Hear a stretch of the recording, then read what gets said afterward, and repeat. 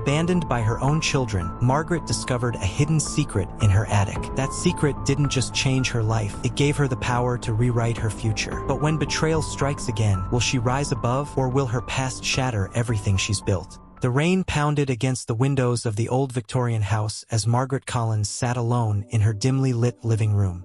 At 62, her hands, once strong and tireless, rested motionless on her lap, trembling slightly as the silence pressed against her.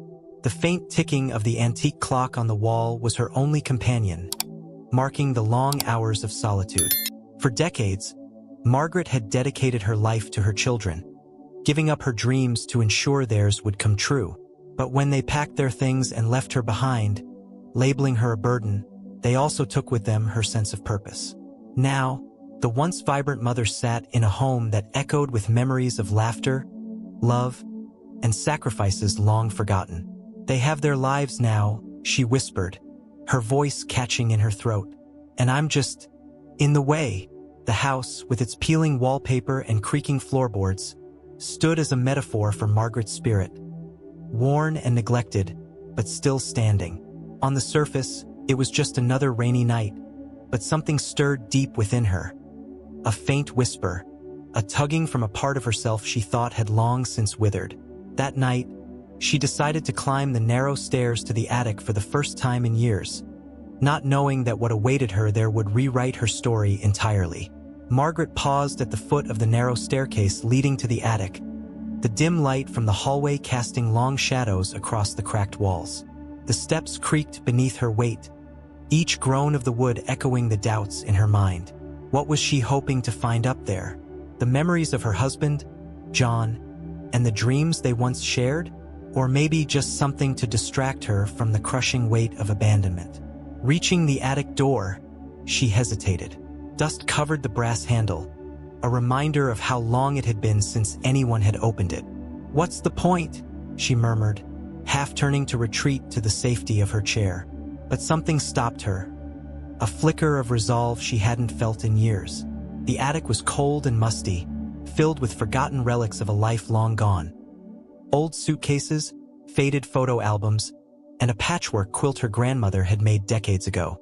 As Margaret sifted through the chaos, her fingers brushed against a large, ornate wooden trunk hidden beneath a pile of moth-eaten blankets. Her breath caught. She recognized it immediately. It was John's trunk, the one he had always guarded so closely. But why had he hidden it here? With trembling hands, Margaret opened the lid, and the scent of aged paper and leather wafted out. Inside, she found documents tied neatly with ribbons, photographs of the family during their happier days, and, most surprisingly, a sealed envelope with her name written in John's careful script. Margaret's heart raced as she unfolded the letter, the words blurring through her tears. It spoke of her sacrifices, her brilliance as a businesswoman, and something she had never known. John had left her half of the family fortune in a private account, trusting that one day she might need it. As she read, a storm brewed inside her. The weight of her children's betrayal clashed with the realization that she had once been so much more than the fragile, forgotten woman she had become. The world had cast her aside, but this letter whispered a different story. The next morning, Margaret sat at the kitchen table, the sealed documents from John's trunk spread before her. Sunlight filtered through the lace curtains, casting a warm glow on her wrinkled hands as she traced the faded ink of his handwriting. Her chest felt heavy with a mixture of grief and determination. But just as the newfound hope began to steady her, reality crept back in like a cold draft. The faces of her children, Alan, 40, and Laura, 37, loomed in her mind. Their dismissive words rang in her ears. "Mom, you don't understand how hard life is now. We have our own families to think about." She had given everything for them, only to be cast aside. Her phone buzzed on the counter, breaking her thoughts. Alan's name lit up the screen. It was unusual for him to call, especially after months of silence. Hesitating, Margaret answered. "Mom." Alan's voice carried an air of strained politeness. "Laura and I were talking. We think it's time to sell the house. It's too much for you to manage, and, well, it could help us cover some expenses." Margaret's breath caught. Sell the house? Your father's house? The home I built with him? Her voice wavered, but anger simmered beneath her words. Mom, it's not like you need all that space. You can move into a smaller place, maybe a senior living center. It'll be easier for everyone, Alan pressed, his tone clipped. The call ended with Margaret gripping the edge of the table, her knuckles white. They weren't offering help. They wanted to take the last piece of her life she still had. The house wasn't just bricks and mortar. It was the embodiment of her sacrifices, her memories, and her love. As Margaret sat in silence, a storm of emotions brewed within her. For years, she had put her children's needs above her own. Now they were not just distant, they had become her greatest obstacle. That evening, Margaret wandered through the halls of her house, her footsteps echoing against the wooden floors. Every corner carried the weight of memories. The laughter of her children playing hide and seek, the faint music of her husband's favorite records, the warmth of Christmas dinners. Now, the house stood silent, its emptiness amplifying her loneliness. Her mind replayed Alan's words, the cold detachment in his tone. She had sacrificed everything to build this home and provide a better life for her children. How could they reduce it to just a property to sell? Determined to hold onto what was hers, Margaret began sorting through the documents from the trunk. She carefully unfolded spreadsheets, bank statements, and correspondence from her late husband. At first, they seemed mundane, but as she pieced them together, a clearer picture began to form. Her fingers trembled as she held one particular document, an account statement from a bank she didn't recognize. The balance was staggering, enough to provide security for a lifetime. It was John's secret safety net, reserved for her, untouched for decades. But alongside the elation came doubt. Could she access it? What would her children say if they found out? Guilt gnawed at her, the same guilt that had driven her to put their needs above her own for years. The first test of her resolve came the next day, when Laura visited unannounced. Unlike her brother, Laura's approach was softer, but her intentions were the same. Mom, you know we're just trying to help you, Laura said, sitting at the kitchen table. Her designer handbag sat conspicuously on the counter, a silent testament to her comfortable lifestyle. Alan and I are struggling right now. Selling the house would solve so many problems. For all of us, Margaret stared at her daughter, searching for the girl who used to cling to her skirts, who used to cry for bedtime stories. But that girl was gone, replaced by someone who saw her mother as a means to an end. I appreciate your concern, Laura, Margaret said, her voice measured but firm. But this house isn't just a building. It's my life. Laura sighed, frustration flashing across her face. Mom, you're being stubborn. You don't need all this space. Think about what's practical. For the first time in years, Margaret didn't waver. I have thought about it, she replied, her gaze unwavering. And I'm not selling. As Laura left, her expression a mix of disappointment and irritation, Margaret felt a surge of something unfamiliar, pride. For so long, she had bent to the will of others. But now, she was beginning to rediscover her strength. Later that night, Margaret returned to the attic, the flickering beam of a flashlight guiding her steps. The air was thick with dust, and the faint scent of cedar and old paper hung heavy. The attic felt different now, less like a storage space and more like a vault of long-buried truths waiting to be unearthed. She had already uncovered part of the puzzle. The secret bank account, her husband's quiet way of protecting her. But there was more. She could feel it. Something about the trunk had seemed incomplete, as though it held more secrets than she had initially realized. Margaret knelt beside the trunk, running her fingers along its worn edges. The dim light revealed faint etchings on its surface, initials she hadn't noticed before, JC and MC. Her heart tightened. It was as though John had left her a trail to follow. Digging deeper into the trunk, she found a hidden compartment beneath the false bottom. Her breath hitched as she pulled it open, revealing a small leather-bound journal, yellowed with age. Tucked beside it was a brass key, heavy in her palm, and a faded photograph of John standing proudly in front of a building Margaret didn't recognize. The journal's pages were filled with John's meticulous handwriting, detailing investments, business strategies, and letters addressed to Margaret.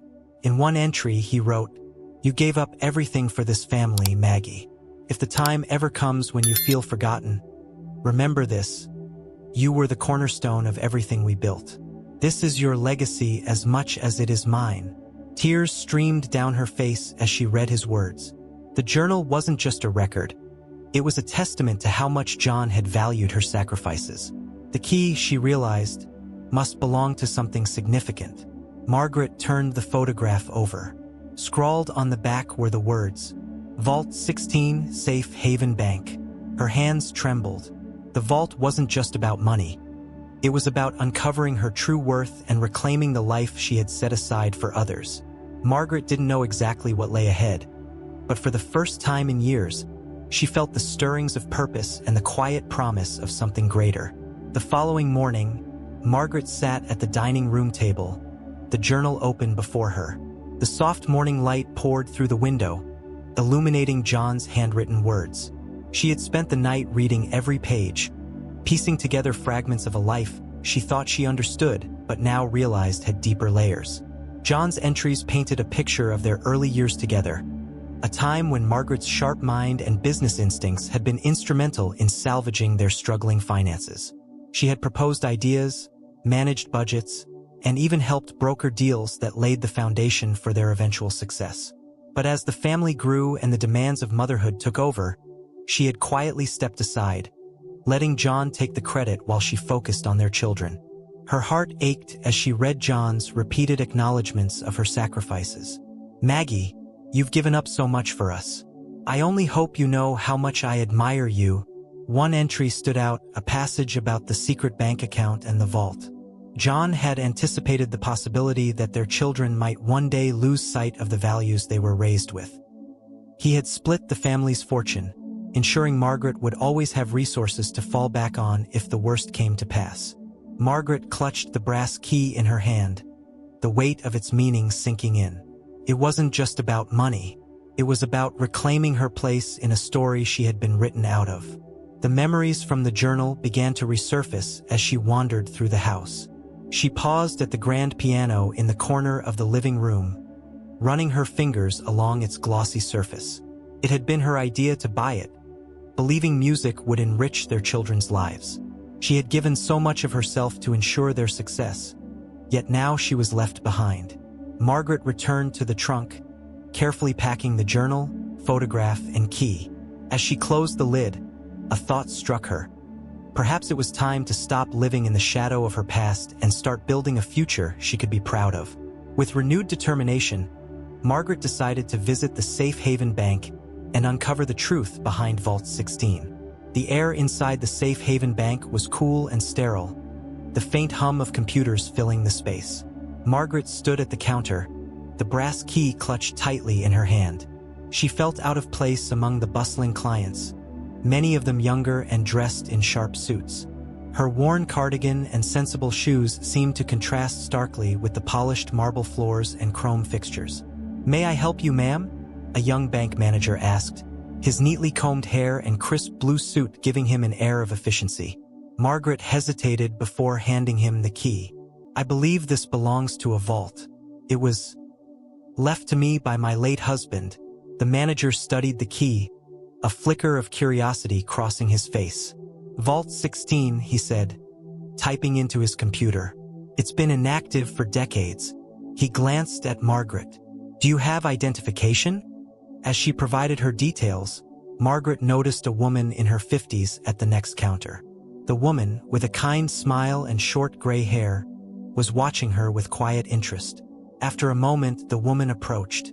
"Excuse me," she said softly. "I couldn't help but overhear. Vault 16 is one of the old secure boxes, isn't it?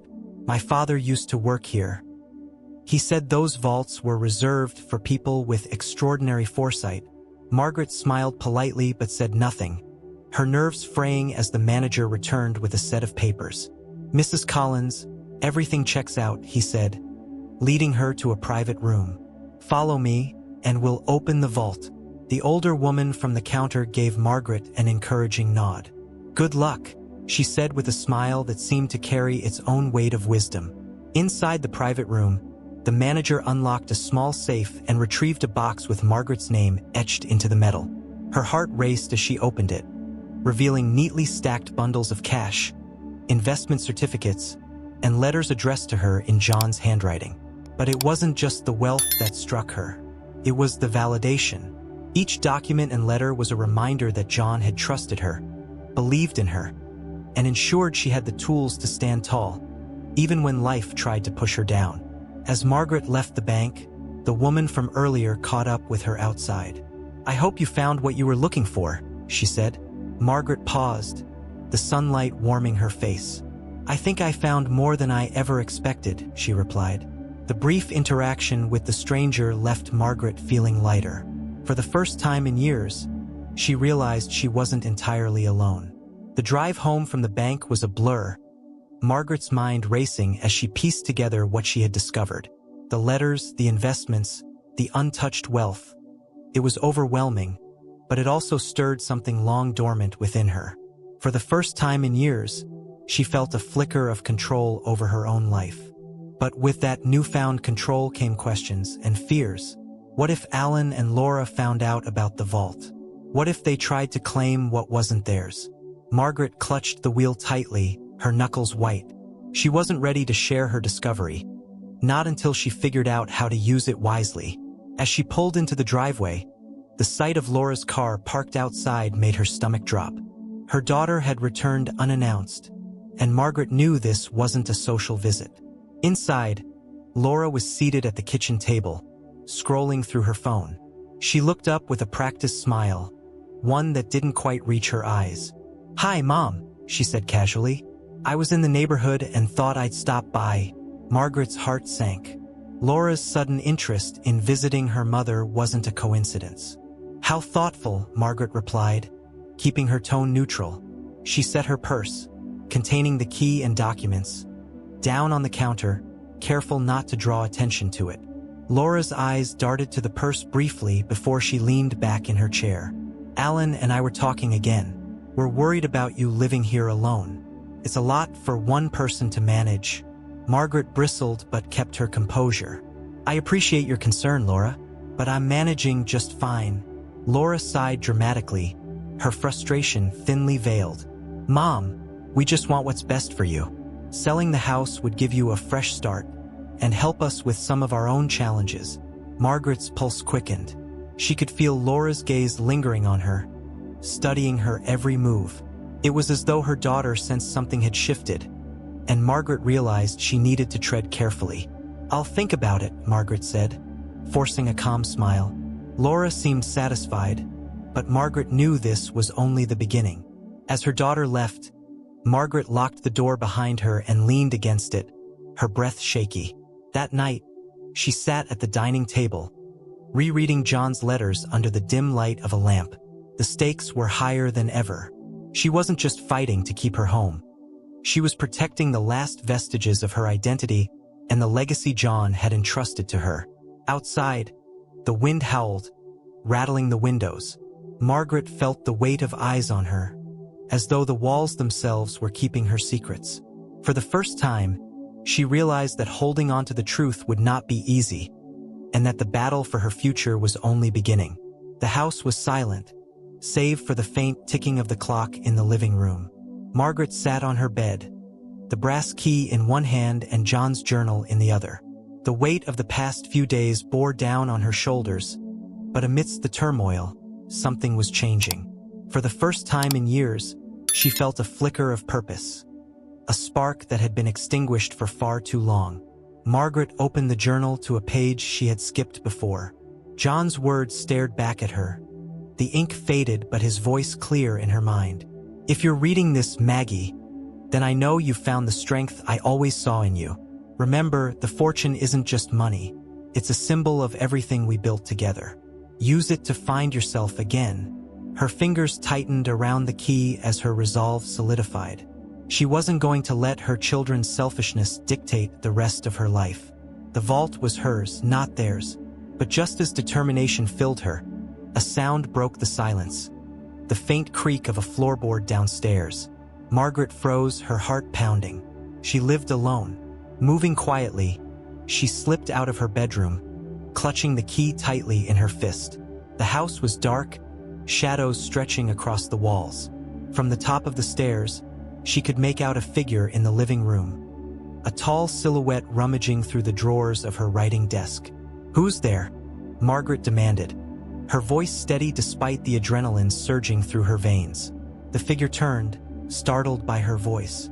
In the dim light, she recognized him immediately. It was Alan. "Mom, I was just looking for some paperwork," Alan stammered, his face flushing as he realized he'd been caught. Margaret's eyes narrowed. At this hour? Without asking, Alan ran a hand through his hair, avoiding her gaze. "I was trying to help you, Mom. You've been acting strange lately, and Laura and I are worried. What's going on?" Margaret didn't answer. Instead, she walked past him, calmly closing the drawers he had left open. She could feel his eyes on her, probing for answers, but she said nothing. As Alan left the house that night, his excuses trailing behind him, Margaret stood at the window, watching his car disappear down the driveway. She knew this was only the beginning. Her children were sensing the shift, and they wouldn't stop until they uncovered what she was hiding. Turning back to the journal and the key, Margaret took a deep breath. The storm was coming, but she was ready. The next morning, Margaret stood at the edge of her driveway, staring at the quiet street that stretched before her. The brass key rested in her pocket, its weight both comforting and daunting. This was it, the first step toward reclaiming her life. She had spent years putting others first, but today, she would do something entirely for herself. After locking the house and double-checking that nothing seemed out of place, Margaret climbed into her aging sedan. The drive to the bank felt different this time. The streets she had traveled so often now seemed filled with possibilities, every turn a reminder that she was finally taking control. At Safe Haven Bank, she was greeted by the same manager as before, who escorted her back to the private vault room. The metallic click of the key in the lock echoed in her ears, followed by the soft hiss of the vault opening. Margaret's breath caught as she lifted the lid, revealing stacks of carefully preserved documents, investment portfolios, and a smaller velvet-lined box. Inside the box was a brooch Margaret hadn't seen in decades, a simple yet elegant gold piece shaped like a dove, one John had given her on their first anniversary. Her fingers brushed against it, and memories of their early years flooded back. The small apartment they had struggled to afford, the long nights spent dreaming of a brighter future. Among the papers, Margaret found detailed instructions John had left behind. They outlined steps for accessing the funds and advice on how to use them wisely. But what struck her most were his words of encouragement. "Maggie, don't let anyone tell you what you can or cannot do. You've always been the strongest of us. This is your chance to rise again." As she exited the bank, the weight of the documents and the brooch in her purse felt lighter than the hope swelling in her chest. For the first time, Margaret envisioned a future not defined by her children's demands or her sacrifices, but by her own dreams. Driving through the small town, she passed the vacant storefronts that lined the main street. Many of them bore "For Rent" signs, their windows dusty and forgotten. A thought began to form in her mind. What if she could transform one of those spaces? What if she could create something that was hers?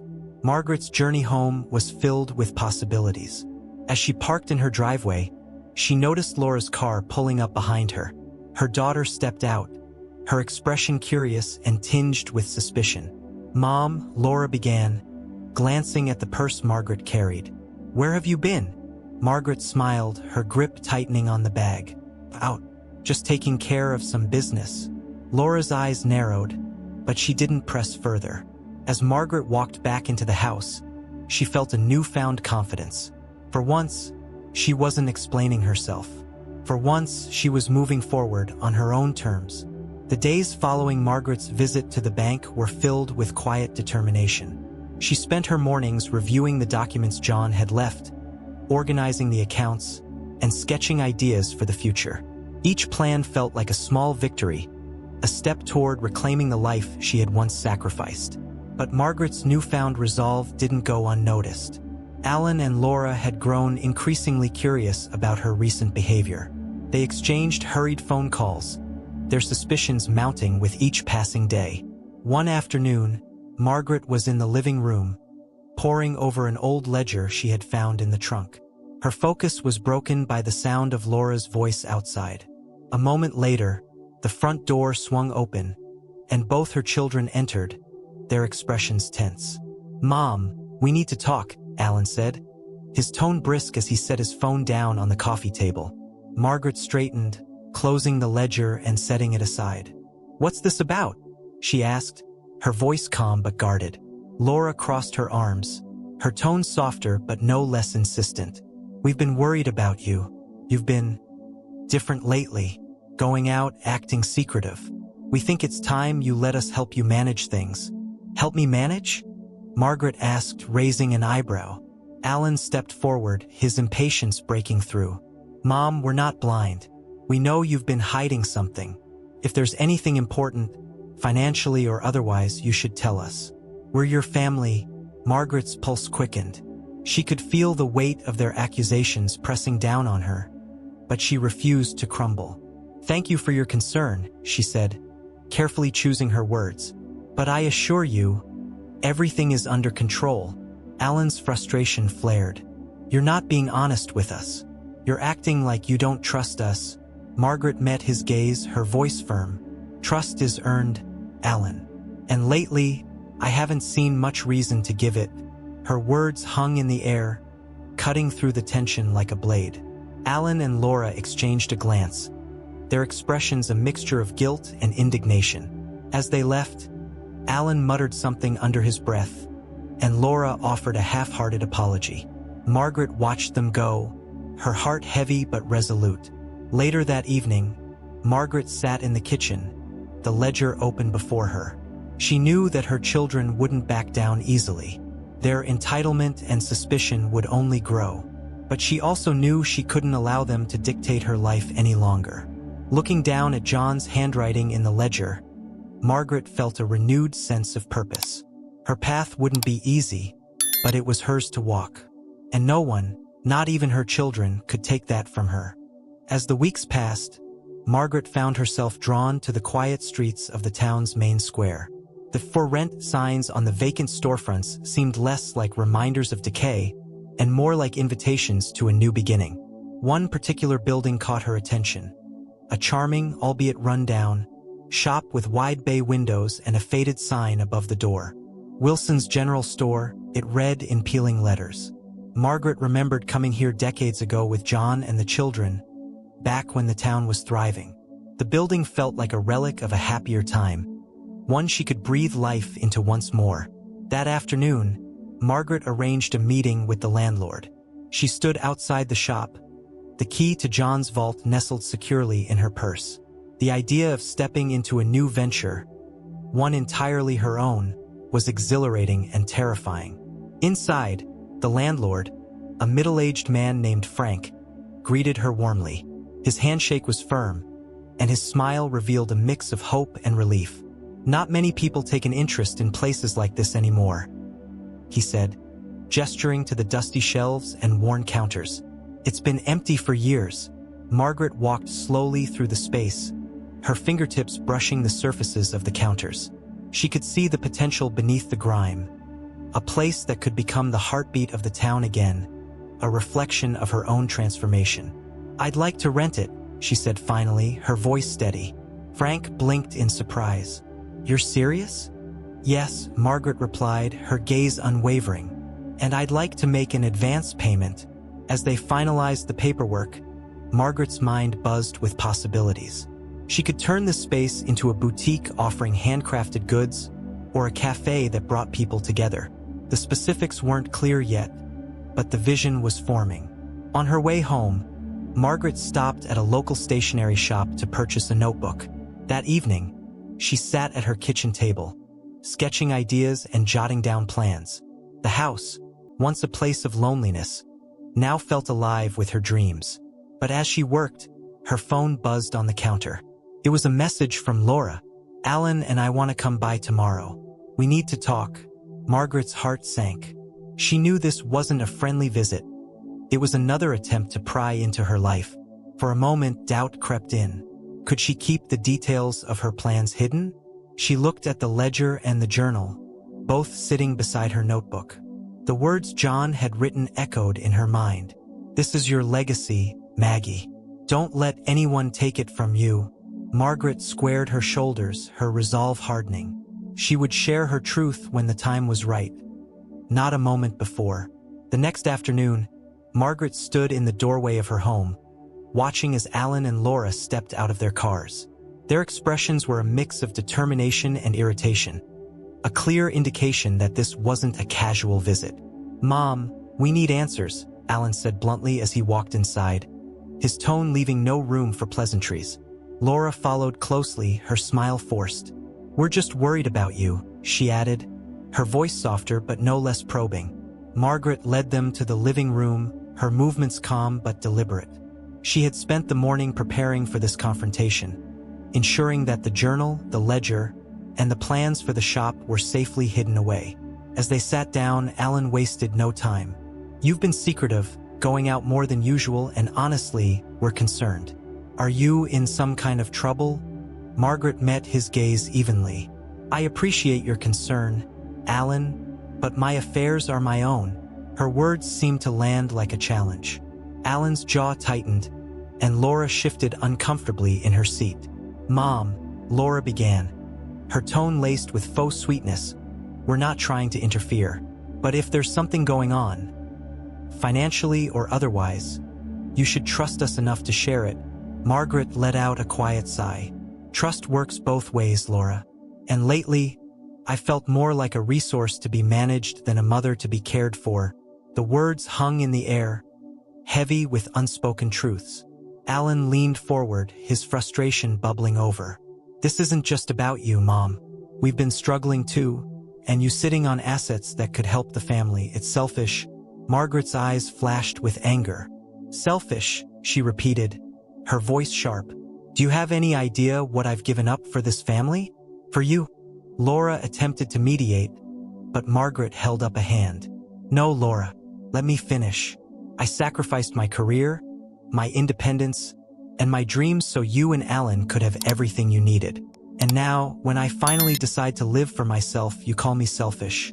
Alan's face reddened, but he didn't respond. Laura looked down, her hands twisting nervously in her lap. Margaret stood, her posture tall and unyielding. "I won't apologize for taking back what's mine, and I won't let either of you dictate how I live the rest of my life." As Alan and Laura exchanged defeated glances, Margaret felt a surge of strength she hadn't known in years. For so long, she had let their needs overshadow her own, but that time was over. When they left, Margaret sat by the window, watching their cars disappear down the road. Her heart was heavy, but her resolve was firm. She knew this was just the beginning of the battle, but she was ready to face whatever came next. A week after the confrontation with Alan and Laura, Margaret found herself standing inside the vacant storefront she had rented. Sunlight streamed through the dusty windows, illuminating the faint outlines of what the shop had once been. The air was thick with the scent of old wood and forgotten memories, but to Margaret, it felt like a fresh start. With a mop in one hand and a bucket of soapy water in the other, she began the painstaking process of cleaning the space. Every sweep of the mop and every wipe of the counters felt symbolic, a cleansing of the old life that had tethered her to the past. Midway through scrubbing the floor, Margaret's phone buzzed in her pocket. Wiping her hands on her apron, she picked it up and saw an unfamiliar number. "Hello," she answered, her voice cautious. "Mrs. Collins, this is Frank from Safe Haven Bank," the voice said. "I hope I'm not interrupting, but I thought you should know. Your vault access was flagged earlier today. Someone attempted to inquire about the account using your name." Margaret froze. Her grip on the phone tightened. "Who was it?" she asked, her voice steady but tinged with urgency. "We can't release that information over the phone," Frank replied, his tone apologetic. "But I suggest you come by in person to review the account's security." Margaret ended the call, her mind racing. There was no doubt in her mind that Alan or Laura had tried to interfere. The timing was too coincidental. Abandoning her cleaning, she rushed to the bank. The drive felt endless, her thoughts a whirlwind of anger, fear, and determination. When she arrived, Frank greeted her with a concerned expression. "We've added additional security measures to your vault," he assured her. "No one can access it without your direct authorization." Margaret nodded, her relief tempered by the betrayal she felt. "Thank you, Frank. I appreciate it." As she left the bank, Margaret's emotions boiled over. The lengths her children were willing to go to undermine her were shocking, but they only strengthened her resolve. She had come too far to be dragged back into their manipulations. Later that evening, as she sat at her kitchen table with John's journal open before her, Margaret made a decision. It was time to confront her children head-on. She would no longer let them dictate her life or prey on her kindness. The next morning, she invited Alan and Laura over, her message curt but firm. When they arrived, she met them at the door with a calm yet unyielding demeanor. "I know one of you tried to access my vault," she said bluntly, wasting no time on pleasantries. Alan and Laura exchanged nervous glances, but neither denied the accusation. Margaret's voice hardened. "This stops now. If either of you ever try to undermine me again, you'll find yourselves cut off entirely. Do I make myself clear?" Her children's silence was answer enough. As they left, Margaret felt a wave of exhaustion but also an unshakable sense of power. For the first time in years, she wasn't just surviving. She was taking charge. A crisp autumn wind rattled the windows as Margaret sat in her small, makeshift office inside the renovated storefront. The shop was coming together beautifully. Freshly painted walls, gleaming shelves, and an open space that buzzed with possibility. She had decided to call it the Dove's Nest, inspired by the gold brooch John had given her all those years ago. But just as her plans were falling into place, a storm was brewing on the horizon. Margaret's phone buzzed with a notification, drawing her attention away from the shop's ledger. It was a message from an old family friend, someone she hadn't spoken to in years. "Margaret, I thought you should know. Alan and Laura are talking to a lawyer. They're claiming you're unfit to manage your estate." Her hands trembled as she read the words. Anger and betrayal surged through her, but beneath it all, there was an overwhelming sadness. How had things come to this? Margaret spent the night poring over her records, ensuring every document was in order. The thought of her own children attempting to take control of her life through legal means was unthinkable, but she knew she had to be prepared. The next morning, Margaret walked into her lawyer's office, the worn leather briefcase holding every crucial document she possessed. Her lawyer, a sharp-eyed woman named Grace, greeted her with a reassuring nod. "Margaret, I've reviewed your situation," Grace said after hearing the full story. "Legally, your children don't have much of a case, but you need to be prepared for the emotional toll this might take. Are you ready for that?" Margaret took a deep breath, her resolve solidifying. "I've sacrificed too much to back down now," she said. "Let them try. I won't let them take what's mine." The days that followed were tense. Alan and Laura's accusations spread through the small community, whispers and rumors reaching Margaret at every turn. People she thought were friends began to look at her with suspicion, while others rallied around her, offering quiet words of support. But amidst the chaos, Margaret received an unexpected letter. It was from Laura. "Mom, we need to talk. I know I've made mistakes, but this has gone too far. Can we meet?" Margaret's heart wavered as she read the words. Was this a genuine olive branch or another ploy to manipulate her? Against her better judgment, she agreed to meet Laura at the house that evening. When Laura arrived, her usual polished demeanor was replaced by something softer, almost vulnerable. "Mom," she began hesitantly, "I've been thinking about everything.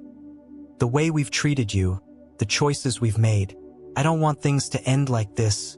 Margaret studied her daughter's face, searching for signs of sincerity. "And what about Alan?" she asked cautiously. Laura hesitated. "He's angry, but I'm not here for him. I'm here because I miss you, Mom, and I'm ashamed of what I've done." The confession hung in the air, heavy with unspoken emotions. Margaret's instincts told her to remain guarded, but she couldn't ignore the flicker of hope in her daughter's eyes. "Laura," Margaret said slowly, "if you're truly sorry, It's going to take more than words to fix this. Actions matter now. Laura nodded, tears brimming in her eyes. I understand. I want to try. As Laura left that night, Margaret felt the smallest crack in the wall she had built around her heart.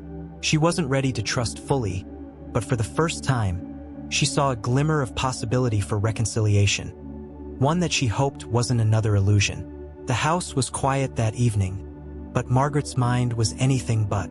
She sat by the fireplace, the warm glow of the flames casting shadows across the room. Laura's words lingered, replaying over and over in her mind. I want to try. Could she trust her daughter?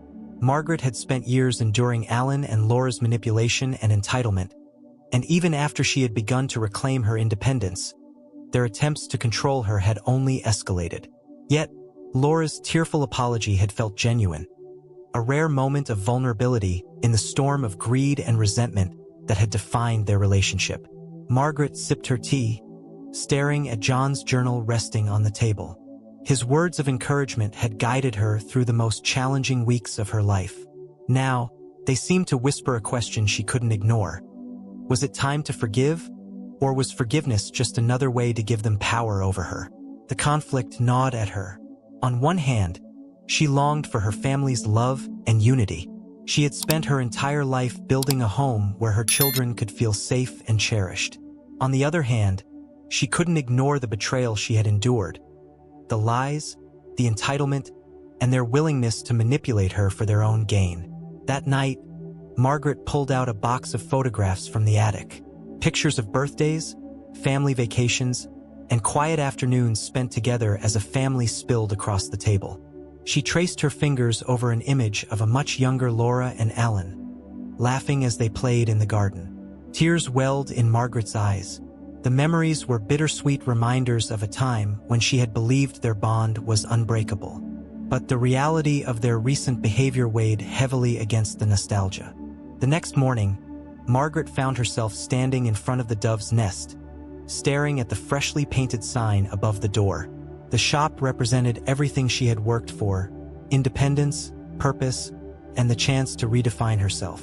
It was a tangible reminder of how far she had come, and she wasn't willing to jeopardize that for the sake of a fragile truce with her children. Still, Laura's words tugged at her heart. Margaret resolved to approach the situation cautiously. She would protect her newfound strength and independence, but she wouldn't close the door entirely on the possibility of reconciliation. Later that day, Margaret wrote a letter to Laura. I appreciate your apology and your desire to repair our relationship, but trust is fragile and it will take time to rebuild. I'm willing to try, but my boundaries must be respected. The life I am building now is mine, and I hope you can support that without ulterior motives. She sealed the letter and placed it in the mailbox, her heart heavy but resolute. Margaret knew she couldn't rewrite the past, but she could control how her future unfolded. Forgiveness, she realized, didn't mean surrender. It meant finding a way to move forward without losing herself in the process. The grand opening of the Dove's Nest had finally arrived. Margaret stood behind the counter, her hands trembling slightly as she arranged a display of handcrafted goods on the polished shelves. The shop buzzed with quiet anticipation, sunlight streaming through the freshly cleaned windows. Friends, neighbors, and curious passers-by wandered in, admiring the space that had been transformed from a forgotten relic into a warm and welcoming haven. Margaret greeted each customer with a smile, her heart swelling with pride as they complimented the shop's charm.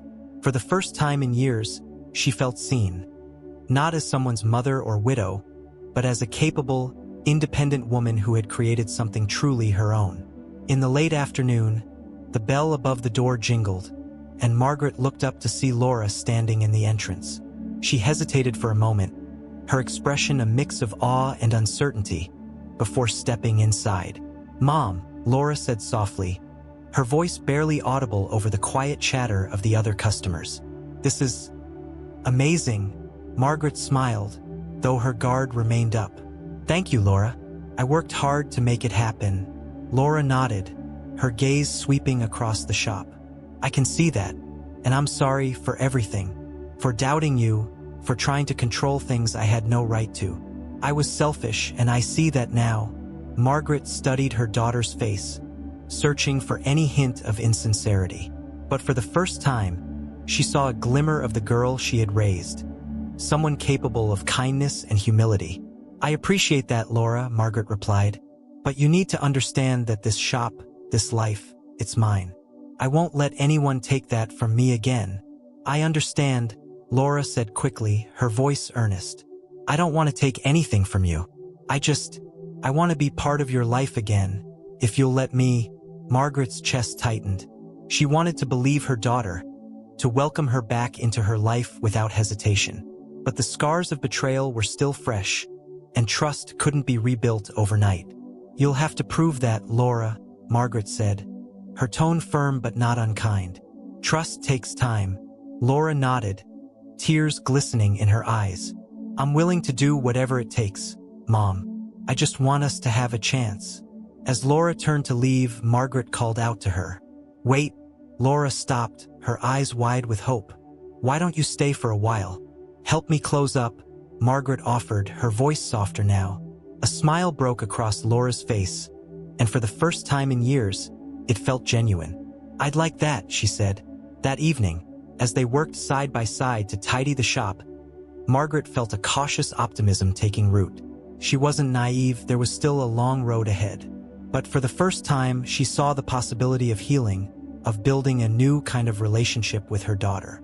As they locked the doors and stepped into the cool evening air, Margaret looked up at the sign above the shop. The Dove's Nest. It wasn't just a name. It was a symbol of hope, transformation, and the strength to rise again. The night was calm, with a soft breeze carrying the scent of autumn leaves through the air. Margaret sat on the porch of her home, gazing at the glowing lights of the Dove's Nest in the distance. The shop had become more than a business. It was a testament to her resilience, a place where her spirit and dreams had been reignited. Her mind wandered back to the months before. The pain of abandonment, the quiet despair that had once filled her days, and the discovery in the attic that had changed everything.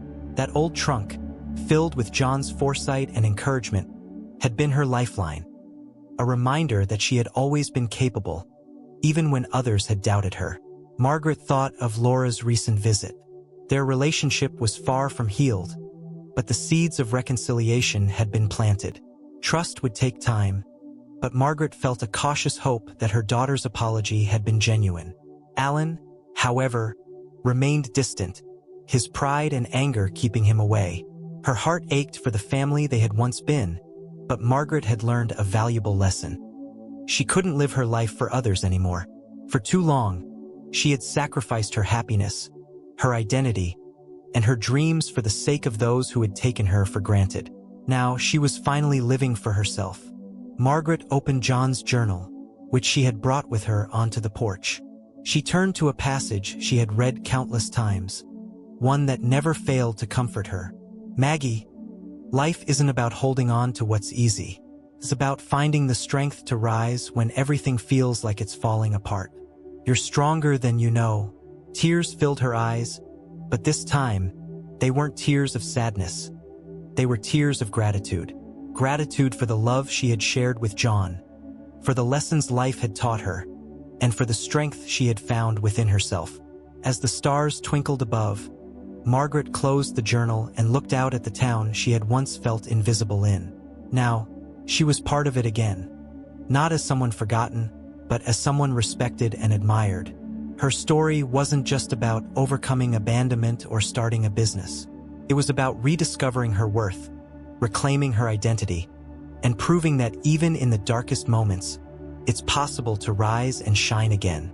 Margaret smiled to herself, a deep sense of peace washing over her. The future was uncertain, but she was no longer afraid. She had found her voice, her strength, and her purpose, and no one could take that away from her.